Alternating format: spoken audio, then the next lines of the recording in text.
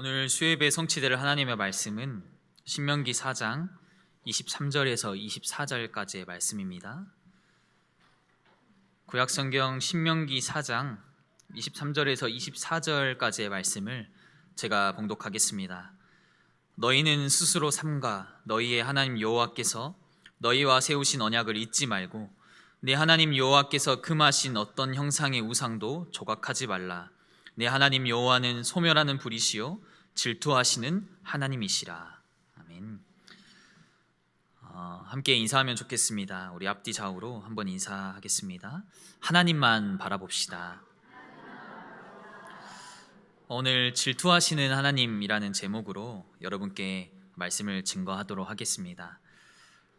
중국 진나라에 황제로 있었던 진시황이 있었습니다.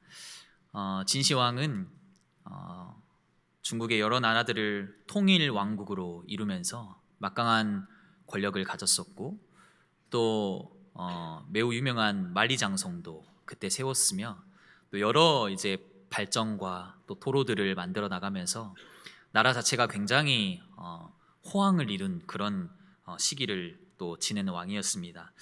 이제 진시황이 생을 마감할 때가 되고 다음 후계자를 위해서 장자에게 다음 이제 황제를 이어주려고 했습니다. 이 장자는 아들은 굉장히 똑똑하고 또 이성적이고 논리적이고 성군의 자질이 있었어요.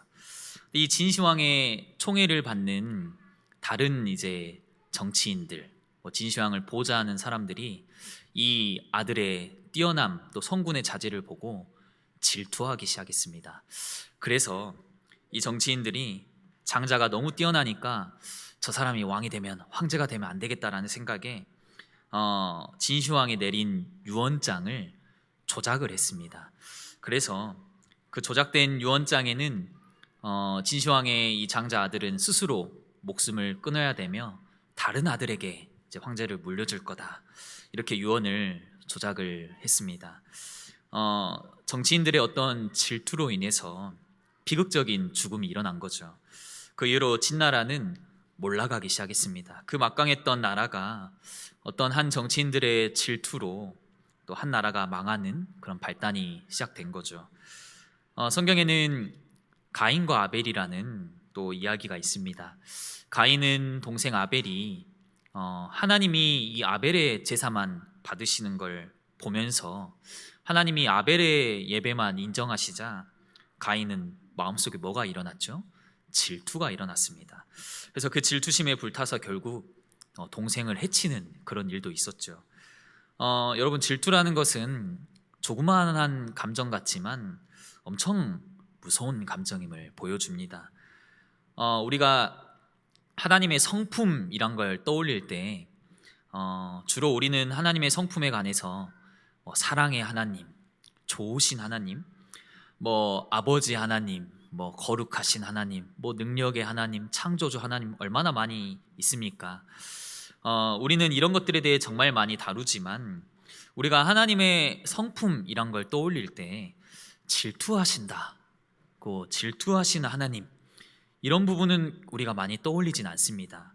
왜냐하면 질투라는 거는 뭔가 성품에 어울리지 않는 그런 단어 같아 보이기 때문에 또 우리나라 정서에는 질투라는 게 되게 부정적인 단어로 많이 쓰입니다. 예를 들어서 너는 왜 질투하고 그러니? 이미 부정적인 말이 섞여 있는 거죠. 저 친구는 질투심이 많다. 이게 칭찬하는 의미는 아니잖아요.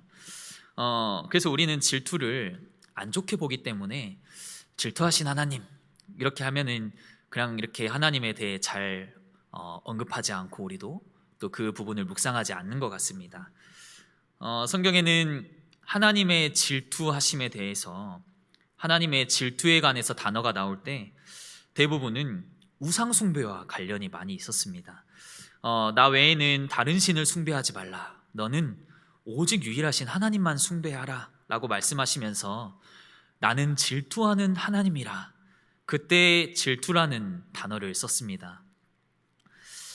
우리나라 대한민국은 대표적인 우상숭배의 나라죠.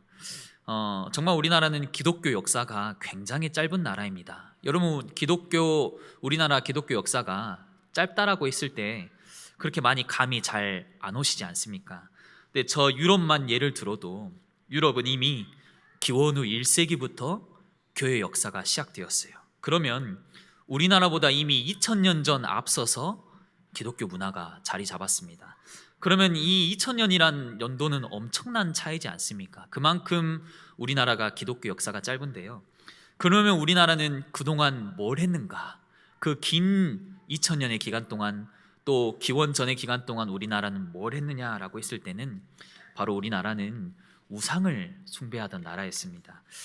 한국의 대표적인 10대 국보 문화재들이 있습니다. 유네스코에도 인정을 받는 문화재들이 있는데요. 이 문화재들의 대부분은 우상을 숭배하는 문화재들이에요. 예를 들어서 부처를 숭배하고 왕을 숭배하거나 신을 숭배하거나 조상신을 숭배하는 그런 것들이 우리나라를 대표하는 10대 문화재, 또 우리나라를 대표하는 그런 역사관들입니다. 하나님은 언제나 가장 싫어하시는 것은 인간의 불순종이었어요. 그 불순종의 표현을 가장 잘 나타내는 게 바로 우상을 숭배하는 겁니다. 그래서 하나님은 성경 말씀에 단 한 번도 타협을 하신 적이 없습니다. 너는 유일하게 나만 섬겨야 돼. 너는 유일하신 하나님만 바라봐. 나 외에는 다른 신은 없다. 하나님은 한 번도 다른 신에게 너희가 들려갔다 와봐라 라고 타협을 하신 적이 한 번도 없습니다. 절대 우상을 숭배하면 안 된다라고 언제나 말씀하셨어요. 신명기서 4장 23절에는 오늘 읽으신 본문에는 이런 말씀이 있습니다. 너희는 스스로 삼가 너희의 하나님 여호와께서 너희와 세우신 언약을 잊지 말고 네 하나님 여호와께서 금하신 어떤 형상의 우상도 조각하지 말라. 여러분, 오늘 신명기서는 굉장히 무서운 말씀을 하고 있습니다. 오늘 4장을 읽었는데요, 하나님이 이스라엘 백성들에게 지켜야 될 규례들을 말씀하시면서 하나님이 반드시 너희는 이걸 하면 안 된다, 그리고 너희가 꼭 지켜야 될 것들은 이것들이다 라고 이스라엘 백성들에게 말씀하시면서 신명기 5장에는 십계명 이야기가 나옵니다. 여러분이 너무나 잘 알고 계시죠. 십계명의 제1은 너는 나 외에 다른 신을 숭배하지 말라. 이 말씀과 연계하면서 신명기서 말씀은 너희는 우상을 만들어 섬기지 말라. 만약 너희가 우상을 숭배하고 하나님 외에 다른 신을 숭배했을 때는 어떤 일이 일어나는지, 어떤 비참한 일이 일어나는지 아주 적나라하게 성경에는 기록되어 있습니다. 말로 표현하기 힘든 엄청난 재난과 심판과 재앙이 임할 거다라고 그 말씀들이 성경에 기록되어 있어요. 그러면서 나는 질투하는 하나님이야 라고 하나님이 이렇게 단어들을 연계하고 계십니다. 그럼 우리가 질투하시는 하나님에 대해 살펴보기 전에 하나 알아야 될 게 있습니다. 먼저 알아야 될 것은 오늘 신명기서 4장 23절에 첫 단어에 뭐라 되어 있냐면 너희는 스스로 삼가라고 나와 있습니다. 여러분, 우리가 스스로 삼간다는 게 얼마나 어려운지 아십니까? 사람은요, 하지 말라 하면 어떠죠? 하고 싶어요. 사람은 들어가지 말라고 하면 꼭 들어가 보고 싶은 게 사람 심리입니다. 우리는 왜 그런지 모르겠어요. 청개구리 같은 인생이라 그런지 여러분, 계곡에 가면 위험하니까 여기 들어가지 말라고 이렇게 줄을 쳐놓지 않습니까? 그러면 꼭 어떻게 하죠? 거길 들어가 보는 거예요. 그게 어떤 사람의 심리인 것 같습니다. 그래서 꼭 계곡 가면 사고가 나기 때문에 그렇게 안전사고에 유의해라 해도 사람들은 그걸 이겨내지 못합니다. 예전에 저희 학창시절 때 수학여행이나 수련회를 갈 때가 있지 않습니까? 그러면 반입 금지 물품들이 있어요. 그래서 선생님들이 너희는 이거 가져오지 마라, 너희는 이거 가져오면 진짜 혼난다 라고 절대 가져오지 말라 해도 우리는 어떠죠? 그걸 꼭 가져갑니다. 그걸 가방에 부랴부랴 싸가지고 챙겨가는 게 우리의 모습이었지 않습니까? 그래서 선생님한테 걸려가지고 또 혼나고 꼭 5시까지 오라 하면은 그 시간을 어기고 싶고, 그러니까 우리 인생에 사람에게 스스로 삼간다는 게, 스스로 내가 멈춘다는 게 얼마나 어려운지요. 근데 여기서 스스로 삼가라라는 원어적인 뜻에서는 단순히 하지 말라, 단순히 그만해야 된다라는 말이 아니라 스스로 조심해라, 스스로를 지켜라, 더 나아가서는 정신을 바짝 차리고 스스로를 단속해라 라는 뜻이 담겨 있어요. 우리가 여러분 정신을 바짝 차리지 않으면 우리는 뭐 한다는 거예요?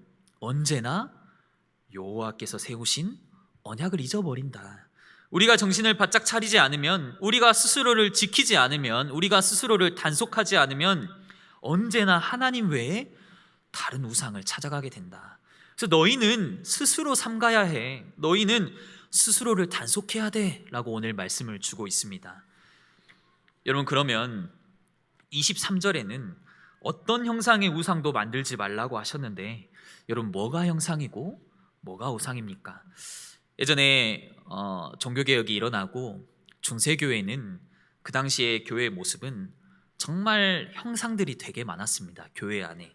그래서 교회 안에 십자가의 형상이나 예수님의 조각이나 그림이나 동상이나 이런 것들이 화려하게 교회 안에 가득 차 있었어요.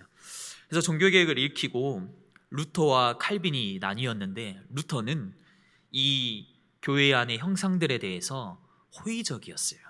그러니까 종교개혁이 일어났지만 형상들을 완전히 제거할 이유는 없다. 교회 안에서 형상들을 그냥 남겨놔도 돼. 그걸 우리가 우상으로 여기지 않으면 될 거 아니냐라고 많이 호의적이었습니다. 하지만 칼빈은 철저히 형상은 제거해야 된다.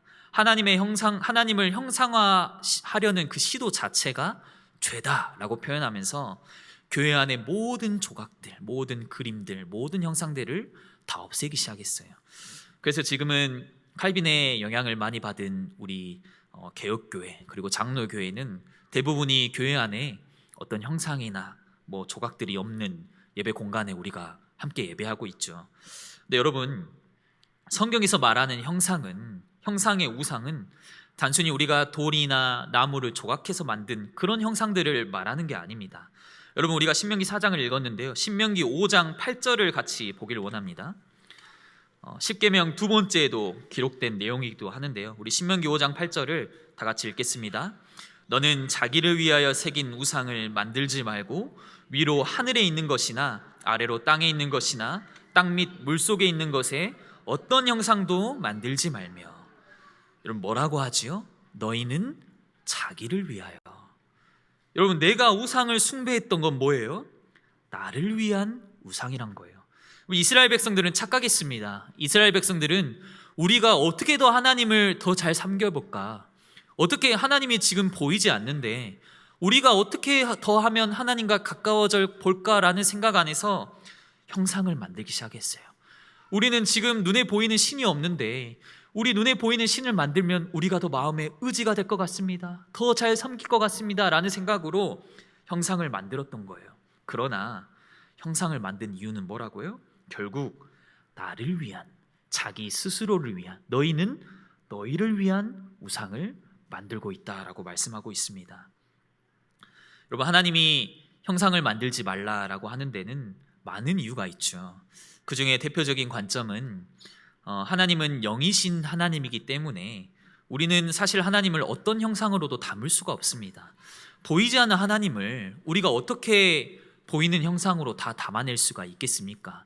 그런 우리 대표적인 관점이 있고, 그러나 제가 말하고 싶은 가장 중요한 본질은 하나님은 말씀하시는 하나님이에요. 인간은 그 말씀에 순종하는 사람입니다. 하나님은 인간이 그 말씀에 순종하는 방법으로 언약을 맺으셨어요. 그래서 언약을 맺음으로 하나님은 우리에게 말씀을 주시고 우리는 그 말씀에 순종하는 언약의 관계가 생성된 거예요. 근데 사람들이 하나님 말씀을 듣고 싶지 않다는 겁니다. 근데 사람들이 하나님께 순종하지 않고 싶다는 거예요. 하나님, 나에게 무엇을 요구하지 마십시오. 왜 나에게 거룩하게 살라고 하십니까? 왜 나에게 순종하라 하십니까? 왜 내게 계명을 지키라 하십니까? 하나님, 저에게 무언가를 요구하지 마십시오. 이게 이스라엘 백성들의 생각과 마음이었어요. 이런 거를 나에게 요구하지 마세요. 그래서 결국은 어떻게 되죠? 나가 원하는 것을 들어주는 형상을 만들기 시작하는 겁니다. 여러분, 우리가 원하는 건 뭐죠? 내가 원하는 건 뭐죠? 욕망과 안정과 풍요로움과 잘됨과 건강과 자녀들의 성공과 이런 내가 원하는 것들을 채워주는 그런 형상들을 만들기 시작한 거예요. 이스라엘 백성들이 하나같이 우상을 숭배했던 모든 우상은 풍요와 번영과 성공과 자녀의 잘됨과 이런 신을 만들어 숭배했던 것처럼 결국은 인간 스스로 자기를 위한 형상, 결국 사람의 탐심이 가득한 스스로를 위한 형상을 만들었던 겁니다. 어떤 책은 사람에 대해 이렇게 평가합니다. 세상에서 가장 구역질 나는 것은 인간의 마음이다 라고 표현하기도 해요.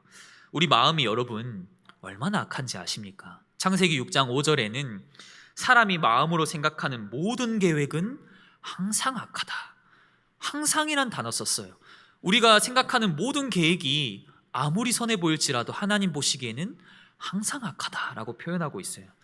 여러분, 그러면 여러분에게 우상은 무엇입니까? 여러분에게 형상은 무엇입니까? 나에게 우상은 무엇입니까? 내가 생각하는 우상은 무엇입니까? 여러분, 우리는 이렇게 말할 수도 있죠. 아니, 저는 형상을 만들지 않았습니다. 아니, 저는 실제 우상 숭배를 하고 있지 않습니다. 아니, 저는 집에 뭐 조각 같은 것도 없고 우리가 뭐 보이는 형상을 만들어서 섬기지도 않았는데, 이렇게 우리가 생각할 수도 있습니다. 하지만 여러분, 우상이라는 건 사실 하나님 외에 다른 건 다 우상이라고 말씀하고 계세요. 때로는 나의 우상이 돈이 될 수도 있고, 내가 바라보는 문화의 영역이 나의 우상이 될 수도 있고, 때로는 우리의 가정이, 그리고 우리 자녀들이 우상이 될 수가 있습니다.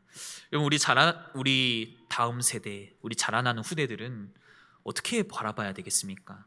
여러분, 이 아이들은 본인 의지와 상관없는 인생을 살아가지 않습니까? 여러분, 한국 부모님들이 키워내는 교육 방침들을 보십시오. 부모가 원하는 대로, 부모가 시키는 대로 이 아이들은 그렇게 입력이 돼서 살아가고 있는 거예요. OECD에서 가장 많은 교육열과 가장 많은 사교육비를 지출하고 있는 나라가 대한민국이라고 하죠. 우리나라는 작년에 사교육비만 무려 30조 원을 썼습니다. 30조라는 어마어마한 금액이 사교육에 들어간 거예요. 뭐 공교육도 아닌. 물론 직장은 다니고 또 아이들은 학교에서 일찍 끝나고, 그러다 보니까 아이들은 방치되기 때문에 어쩔 수 없이 보내는 경우, 그런 경우를 말하는 게 아니라 이 유치원을 다니는 아이들 중에 60%가 사교육을 받고 있어요. 이 아이들이, 숫자 계산도 잘 못하는 아이들이 도대체 어떤 마음 가지고 이들이 학원을 그렇게 열심히 밤까지 이렇게 다니고 있겠습니까? 아이들이 정말 원하는 모습인지, 혹시 부모가 원하는 인생, 부모가 살길 바라는 그런 인생, 혹시 우리 자녀들도 부모의 우상 안에 들어가 있지는 않습니까? 때로는 우리의 신앙도 우리의 우상이 될 수가 있습니다. 여러분, 우리의 신앙이, 나의 믿음이, 내가 잘 믿고 있다는 그것이, 또 내가 성경을 많이 한다는 그것이, 또 내가 하나님을 잘 믿어, 그게 우리 안에 우상이 될 수도 있어요. 여러분, 우리는 예배 가운데서도 얼마나 많은 비교와 평가 가운데 있습니까? 우리는 예배에 나와서 저 목사님은 설교가 은혜가 안 되네, 아니 저 목사님은 설교가 괜찮네, 아니 저 목사님은 되게 잘난 척하네. 우리는 얼마나 많은 평가와 비교 속에 살아갑니까? 또 지상의 많은 교회들을 비교하면서 저기 교회는 복음이 있네 없네, 저기 교회는 시스템이 좋네 없네, 저기 교회는 이게 아쉽네. 그게 우리가 교회를 바라보는 모습이지 않습니까? 어찌 보면 우리 안에 나의 신앙이, 내가 오랫동안 하나님을 잘 믿고 있다는 그 믿음이, 내 신앙 자체가 우상이 될 수도 있다는 거예요. 여러분, 나는 형상을 안 만들었는데요, 나는 우상을 섬기지 않는데요, 나는 우상 숭배를 하고 있지 않는데요. 아니, 우리가 정말 어려운 것은, 성경 말씀은 하나님 외에 모든 다른 것, 하나님을 조금이라도 벗어나면 우상이 될 수 있다라고 말씀하고 있어요. 그러면서 하나님은 그 우상들에 대해 나는 질투하는 하나님이야, 나는 질투하는 마음을 갖고 있어, 이렇게 말씀하고 계십니다. 오늘 24절에도 그런 말씀이 나오죠. 나는 소멸하는 불이요 질투하는 하나님이라. 여러분, 여기서 나온 질투라는 단어는 히브리어로 칸나라고 합니다. 이 단어는 단순한 감정이나 남의 것을 탐내거나 시기하는 그런 단어가 아니에요. 이 뜻에는 열정적으로 사랑하다라는 뜻이 담겨 있어요. 아니, 이상하죠? 하나님이 질투를 하시는데 그 질투가 열정적으로 사랑하는 거래요. 이게 앞뒤가 안 맞지 않습니까? 우리는 질투에 대해서 이런 질문을 할 수도 있습니다. 아니, 하나님도 질투를 하시는가? 이게 뭔가 앞뒤가 안 맞잖아요. 아니, 하나님의 질투? 호환이 잘 안 돼요. 아니, 하나님이 사람처럼 째째하게 질투를 하신다. 그것도 피조물에게 질투를 하신다. 하나님이 뭐가 아쉬워서 창조주가 피조물에게 질투를 할 게 뭐가 있겠습니까? 하나님의 질투하심에는 이게 설명하기가 굉장히 어려운 단어이지만, 근데 이 질투에는 여러분 숨겨진 원리가 있어요. 여러분, 질투가 없다는 거는 사랑이 없다는 거예요. 질투가 있다는 거는 사랑이 있다는 겁니다. 예를 들어서 제 아내가 제가 아닌 다른 사람을 좋아하는데 그 사람을 만나고 온다는데, 아유, 나는 쿨한 사람이야. 그래, 가서 만나고 와라. 가서 잘 되게 좋아하고 와라. 난 상관없어. 그건 뭐예요? 그럼 쿨한 게 아니라 어디 쾅 하고 머리를 맞아야 되는 거예요. 말도 안 되는 일이죠. 여러분, 아내를 사랑하지 않으면, 사랑의 마음이 없으면 상처도 없고 질투도 없고 시기도 없고 분노도 없어요. 근데 이 질투에는요, 철저히 엄청난 사랑이라는 감정이 담겨 있습니다. 여러분, 하나님은 우리를 사랑하시기에 질투의 감정을 가지시는 거예요. 그것도 열정적으로 우리를 사랑하시기에, 저는 이 단어를 묵상하는데 마음이 뭔가 그렇더라고요. 하나님이 우리를 시기하시는 게 아니구나. 하나님이 불만의 감정을 갖는 게 아니라, 하나님이 정말 우리가 너무 마음에 안 들어서 심판하시겠다가 아니라 우리를 열정적으로 온 마음을 다해서 사랑하고 계시구나. 나는 질투하는 하나님이야. 여러분, 하나님은 우리가 세상을 더 사랑하고 하나님 외에 다른 걸 숭배할 때 하나님은 견디지 못하십니다. 왜냐하면 우리의 창조주시기 때문에.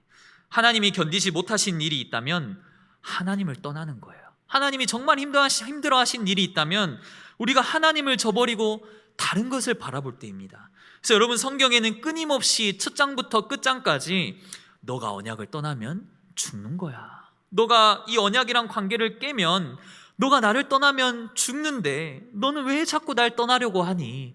너는 왜 자꾸 나에게서 멀어지려고 하니? 이 언약을 깨트리면 안 돼 라고 끊임없이 하나님은 거룩한 질투의 내용을 성경 속에 담고 계십니다. 여러분, 어떤 AI 영상을 보니까 예수님과 한 사람이 카페에 앉아 있더라고요. AI 영상이니까 예수님과 어떤 한 사람이 카페에 앉아서 대화를 하는데, 차를 마시면서 대화하는데 예수님이 잘 지냈니? 나는 일주일 동안 너 생각만 했어. 한 사람이, 우와, 예수님도 저랑 똑같네요. 저도 한 주간 동안 제 생각만 했어요 라고 이렇게 말을 한 거예요. 여러분, 예수님은 일주일 동안 우리 생각만 하시는데 우리도 어때요? 내 생각만 하고 있는 거예요. 여러분, 이 방향은 쌍방향이 아닌 관계죠. 여러분, 하나님은 계속해서 우리에게 눈길을 주시고 우리를 바라보시고 우리가 하나님을 바라보길 원하시는데, 우리는 오늘도 나를 위한 우상들을 세워가고 있습니다. 이 우상은 보이는 형상을 말하는 게 아니라 내 안에 하나님 외에 다른 것들로 채워가고 있는 거예요. 그럼 여러분, 우리가 어떤 우상도 섬기지 않는 방법이 있습니까? 스스로 삼갈 수 있는, 스스로 지켜낼 수 있는 방법이 있습니까? 그 방법은 바로 23절에 기록되어 있는데요. 신명기서 4장 23절을 제가 다시 읽겠습니다. 너희는 스스로 삼가 너희의 하나님 여호와께서 너희와 세우신 언약을 잊지 말고. 뭐라고 되어 있죠? 하나님 여호와께서 우리와 세우신 언약을 잊지 않는 것. 시편 119편 97절에는 시편 저자가 이렇게 고백합니다. 내가 주의 법을 어찌 그리 사랑하는지요. 내가 그것을 종일 작은 소리로 읊조리나이다. 내가 주의 법을 어찌 그리 사랑하는지요. 말씀을 우리가 듣고 지키겠다가 아니라 말씀을 내가 어찌 그리 사랑하는지요. 바로 하나님 말씀을 우리가 사랑하고 그 하나님 말씀을 소중히 여겨서 우리가 종일토록 하나님 말씀을 읊조리는 것. 여러분, 사실 이 고백은 보통의 고백이 아니에요. 여러분, 이 고백은 우리가 쉽게 할 수 있는 고백이 아닙니다. 여러분, 우리가 하나님 자녀답게 살고 싶은데, 우리가 하나님 뜻대로 살고 싶은데, 하나님과 동행하며 살고 싶은데 우리는 계속 넘어져요. 우리는 계속 길을 가다 걸려 넘어집니다. 그런데 그 가운데 말씀이 우리 발에 등이 되고 내 길에 빛이 돼서 우리가 걸어갈 때마다 안 넘어지게 하는 거예요. 우리가 걸어갈 때마다 안 걸리도록 하는 거예요. 그래서 우리가 스스로 삼가도록, 스스로 지키도록, 스스로를 우리가 붙잡을 수 있도록, 정신을 차릴 수 있도록 말씀이 우리를 붙잡아 둔다라고 말씀하고 있습니다. 이 말씀이 얼마나 소중하고 우리가 사랑해야 되는지. 너희는 스스로 삼가해 너희 하나님 여호와께서 너희와 세우신 언약을 잊지 말라. 여러분, 이 문장이 우상을 만들지 말라보다 먼저 나왔습니다. 먼저 기록된 데는 다 이유가 있습니다. 이 말은 만약 우리가 언약을 잊지 않으면, 만약 우리가 언약을 기억하고 하나님 말씀대로 살아가고 말씀을 지키면 우리는 우상을 만들 일이 없다는 거예요. 여러분, 우리 삶에 또 오늘 하루에 언약의 말씀이 나에게서 떠나지 않는 것, 그것이 한 가지 방법이라고 이 본문에 기록하고 있습니다.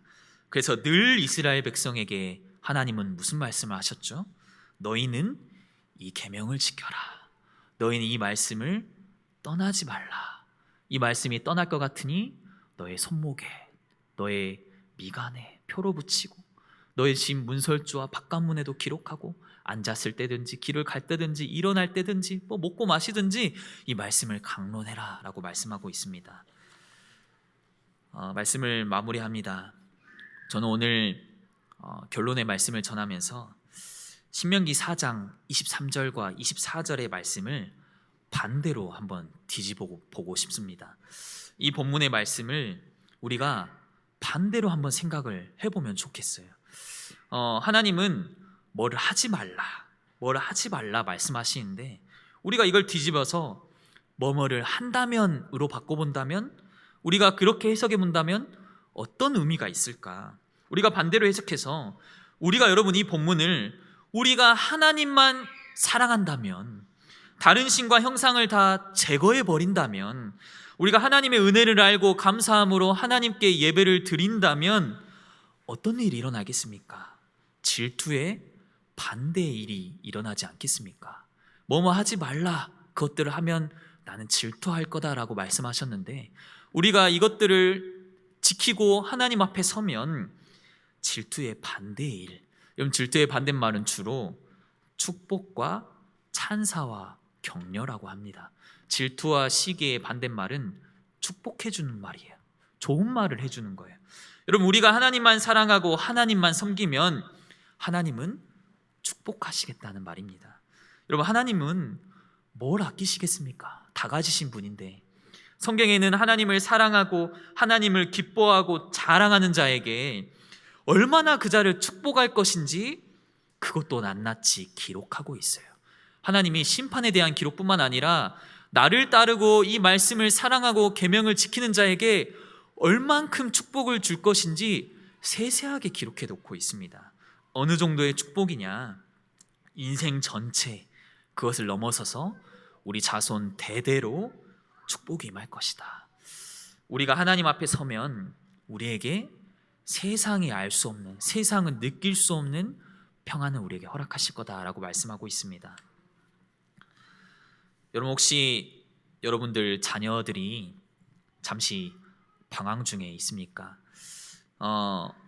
너무 가슴이 아프죠. 어릴 때부터 우리가 복음 안에서 키웠는데, 어릴 때부터 정말 훈련 안에서 또 기도로 키워왔는데 이상하죠. 어릴 때는 정말 말을 잘 들었는데 사춘기가 되고 성인이 되면서 신앙을 포기하는 친구들이 정말 많이 있어요. 우리 여러분들의 자녀들 중에서 잠시 교회를 떠난 자녀들이 굉장히 많이 있습니다. 여러분 탓이 아니라고 생각합니다. 아이들은 크면서 부모의 통제권을 벗어나고 싶어 해요. 그래서 부모님의 말을 더 이상 안 듣기 시작하죠. 그래서 부모님의 마음이 정말 많이 힘들 거라고 생각합니다. 특별히 또 교회 안에 중직자로 계신 우리 자녀분들이 그렇게 방황을 하면 정말 이런 생각이 들죠. 아니, 조금 더 신앙생활 잘했으면 좋겠는데, 아니, 조금 더 뭔가 예배를 회복했으면 좋겠는데, 아니, 조금 저 이렇게 잘 인도받는 친구들처럼 이렇게 예배도 나오고 또 교회 안에 이렇게 잘 섬기면 좋겠는데, 늘 그렇게 생각하시죠. 근데 여러분, 한 가지 붙잡아야 될 것은, 여러분이 하나님만 섬긴다면, 여러분이 하나님의 계명을 힘써 지키고 말씀을 사랑한다면 하나님은 천대까지 은혜를 베푸신다 말씀합니다. 신명기 5장 9절에서 10절입니다. 내 하나님 여호와는 질투하는 하나님인즉 나를 사랑하고 내 계명을 지키는 자에게는 천대까지 은혜를 베푸시느니라. 하나님은 자녀 대대로 은혜의 끈을 놓치지 않겠다 말씀하십니다. 우리 후대들 하나님이 절대 놓치지 않으실 겁니다. 우리가 하나님을 사랑하고 하나님만 섬기고 하나님의 계명을 지켜나간다면 하나님의 계획 안에 우리 자녀들을 이끌어 나갈 거라 그렇게 말씀해서 하고 있습니다. 여러분, 질투하시는 하나님은 우리를 시기하고 우리에게 안 좋은 감정을 갖고 계시지 않습니다. 우리를 열정적으로 사랑하시기에 우리가 세상을 가까이 하고 하나님으로부터 벗어나는 일 속에 누구보다 마음을 아파하시고 다시금 돌아오길 원하십니다.